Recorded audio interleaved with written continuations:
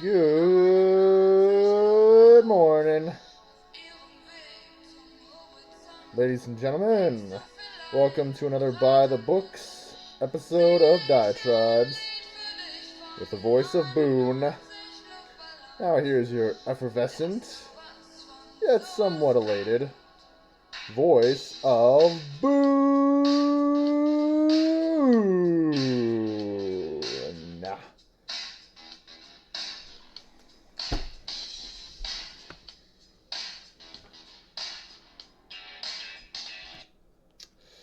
Good morning. I'm assuming it's morning because that's when this video should be uploaded. Happy holidays, everybody. The reason why I say happy holidays is because as practicing Buddhists, my family doesn't necessarily celebrate Christmas. Although I can't help but feel like individuals who say Merry Christmas, have a Happy New Year, Happy Easter, Happy Valentine's Day, the traditional Americans, classic Americana, they keep this country floating by buying all the little knickknacks and paddywhacks and booking airlines and feasting out. They keep the economy running. They keep the social contract afloat through the holidays. So, Merry Christmas, I suppose, if you celebrate it. However, I myself do not choose to partake. There are some aspects of the Bible that I do see as relatable, and I do see them as being a viable lifestyle to follow. However, believing in Jesus Christ is not simply something not that I wish to stand by. So, happy holidays. So this is my first one alone, without the voice of doom. I feel like there's a certain poetic justice that needs to be said about having a Joker to every Batman or a Tails to every head. And he is the voice of, well, doom. So he is going to be negative. He's going to look for all the different possibilities and provocations in the world that can lead to certain unruly outcomes. So I simply don't see it as such. I think that the world is not perfect, of course, but we're doing a lot better than we ever have. Okay, we've got bills passing through. We've got teachers starting to expand on certain subjects that kids actually do want to learn about. We've got roads being built. We've got companies growing. We've got fill in the blank. Okay, there's not a single aspect of humanity that hasn't changed for the better in some way. Of course, that completely depending on your definition of better. Okay, we've got school shootings. All right, we've got racism. We've got hate.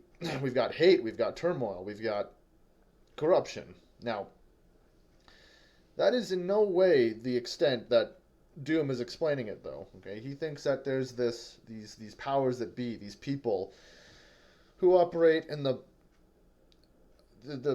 shadows or the cloak and dagger, the back rooms of these United States and this world, making things happen, causing things to fall into place, having their grand scheme come to fruition. We don't even know who they are. The Illuminati, I suppose you can call them. Now, I work for the state, and I have for the last 3 months, and I think I can tell you that people who lead our state governments don't have the time to be corrupt. They're too busy fulfilling their obligations to their own jobs. Who are these directors going to talk to or make a rapport with, for that matter, in order to gain their cake and eat it too? They don't have that. I simply won't accept it. These people work 12-hour shifts. They go home to their families for what little time they have. Excuse me, I apologize. For what little time they have left, they spend it with them, and they build on the few aspects of their life recreationally. I don't think that... And furthermore, these directors get paid a lot of money, and you might say, well, they're corrupted because they're not doing their job, but they're still collecting a paycheck. They make a lot of money, but they still have to do their job. And for that matter, governors nominate the directors and the bureaucrats and the people who are um, in power, who control the day to day operations of all these 50 states, 51 if you want to count the District of Columbia. It's it's absurd, frankly, I believe, to say that the people who run our government are corrupt to the bone and have no interest. Now, okay, let's look at the federal government. The federal government is always going to be a two-headed lumbering elephant that will likely be expunged in some way or another um, here in the next few decades, I would assume, if not sooner. The two-party system is simply flawed. It just is. That's something I can definitely agree with Doom on. Okay, there should be no excuse for having a candidate campaign for 1 year and only actually get anything done for three. That is simply it's unruly. There's no excuse. There's a much better way. We need to have the people who have power not be in fear of losing their power, but instead have them more be in fear of not being able to do what they want to do with the resources that they have. I want politicians to continuously fight to do what they want to do, even knowing that they might not have their position. Okay, I want, I want the federal government to be a marathon. I don't want it to be a sprint. I don't want once you win, you've bought yourself 3 more years and worry about it. Let the future you worry about it. No, it needs to be a continuous climb and constant rapport building and constantly listening your not delegates your constituents wanting better and better solutions. Okay, that's the theory behind the economy, right? As products get better, they raise the prices because it's better. It's a better bicycle, it's a better car, it's a better refrigerator, it's a better Christmas tree. So you have to pay more. All right. These politicians, they want more money, they want more time in office, they have to get better. They can't just be doing the same things over and over. Now, let's talk about the president. And I'm going to call him the president. I'm not going to refer to him as Petri dish because he is the president. Now, whether or not he's done a good job is completely contingent upon what your own wishes are. However, I unfortunately haven't been keeping up with that much of his, certain policies of his to be able to make a decisive conclusion. So, all I'll say is this: there have been no major catastrophes since he took office. COVID is very tragic, I'll agree, but he didn't create that. He inherited it from Trump. Now, a lot of people will say that the Democratic Party completely flubbed the whole handling of the COVID lockdown, and well, maybe. How will we know? How will we know unless we go back in time, choose a different option, and then compare the two? We have what we have, okay? A lot of people say, "Oh, COVID is not deadly. It's 99% of the people who got it were cured." Well, what would happen if we let the hospitals be overrun and all the stores be completely ramshackled and everyone's just visiting each other and going about their day to day and getting sick? What would happen then? We don't know what would happen because we did it the way we did it. So I have to stick to my guns and say that the lockdown was handled, it was handled the way it was handled. It was handled fair, I suppose. People were waylaid. A lot of people lost their holidays. A lot of people lost their time with their families and had to, me myself, I worked 3 jobs during 2020, and it was a decent amount of money compared to other people who didn't have work and still got the unemployment. So life's not fair. Sorry, okay, but if we wanted a fair life, you just shave your head, put on a robe, and go up and become a Shaolin monk. There's a fair life for you. Eat some raw grains of rice, okay? In this capitalistic, dog-eat-dog world, if you want to succeed, you're going to have to work hard. That's all there is to it, okay? Who ever thought that life was supposed to be all sunshine and rainbows and quid pro quo, okay? I mean, it is quid pro quo, excuse me. um, when you want something, you have to work for it. And sometimes you might not even get it, okay? Just like every single independent business, individuals and politicians have the right to backtrack and say, yeah, we're not going to do it this way. My mind's changed. And furthermore, what I will say that Doom does have right as well is politicians rarely apologize. I got a letter from the governor today, the current governor, saying that he enjoyed his tenure here. He enjoyed being our governor. Unfortunately, his time has come. He hopes that all of his decisions have impacted our lives in a more positive way. But he never said a few certain words. One, I'm sorry if you did not like me as your governor. Hopefully, if I ever try again, I can be better. I'm sorry that any decisions that impacted your life in a negative way may have, continued on and resorted in you losing faith in my political party. I am sorry continuously for the things that continue to receive sort of a domino effect from the decisions that I've made.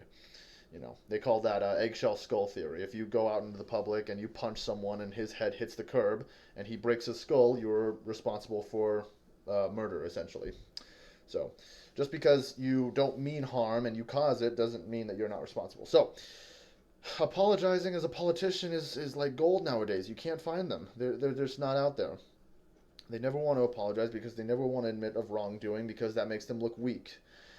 And whether or not being in the federal government or being in Congress or the legislature is a social club where you got to maintain your reputation no matter what is irrelevant. We need more people taking responsibility, and I just don't see that. Now, I don't think that that's necessarily a bad thing. I think that the American government is a business. United States Government Incorporated. That's what my friend jokingly interpreted it as when we went out to dinner one day and talked about sort of the State of the Union. United States Government Incorporated. Think about it.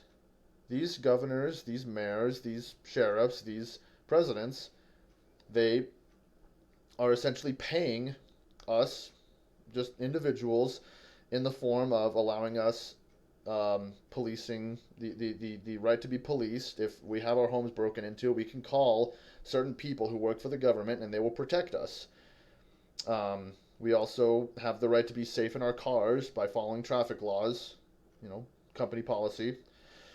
And if we drive our cars right, we reserve the right to not be pulled over or be ticketed or be harassed if we follow the rules. Now, there are some cops out there that don't follow these rules, and they are enemies of the company, and they need to be fired from said company.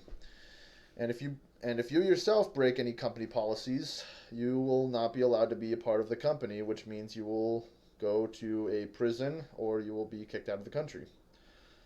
United States Government Incorporated. That's all it is. Once you start thinking of the government as a company, in my opinion, everything becomes much easier to accept. Politicians make mistakes. They have agendas. They want things done. They don't want certain things to be pushed past that they said that they would. All right? People aren't fair. These are human instincts, What, just because they're voted in and they take some sort of oath, which anyone could take. I could take an oath right now and not feel any different as soon as I finish making this video. All right? It doesn't change who you are chemically or physiologically or mentally. You just take an oath and then somehow you're expected to keep that oath no matter what for the next 4 years. No ifs, ands, or buts. It's impossible. People make mistakes. People are corrupt. People just they make bad judgment calls. So why do I think that things are better than they are? Well, we've had so many news outlets saying the bad, and no one's really up in arms about the we gotta overthrow the government. We gotta start raining down hellfire. We gotta pull all the kids out of public school and put them in private school. I mean, people say that, okay, but I don't see anything becoming pandemically overblown on the internet. Maybe I'm just not looking hard enough. Maybe I'm not thinking of it the way that that Doom does. I see I try to look at the small picture. When I go on TikTok, I don't see people holding picket signs and and getting tear gas thrown at them. I see them doing the funny dances. I see them baking. I see them, moving sand around in a satisfying way. It's pretty intriguing sometimes. But I don't know. Maybe I'm just not looking hard enough. When I go on YouTube, my recommendations are for golfing tips and for music and for Marvel movie scenes, and they're pretty cool. I don't get the recommendations he does. So, what you feed your brain is the way you act, simply put. What other ways is the country and the world improving? Well, we've got Tesla. A lot of people are against Tesla because they say that all this cobalt being mined up by kids is somehow worse than having everyone in America have to walk and having to walk to work and you know putting our fat butts on horses in order to get around. People will suffer when it comes to industry. It's a very tragic thing, but ultimately, I do think that it's positive.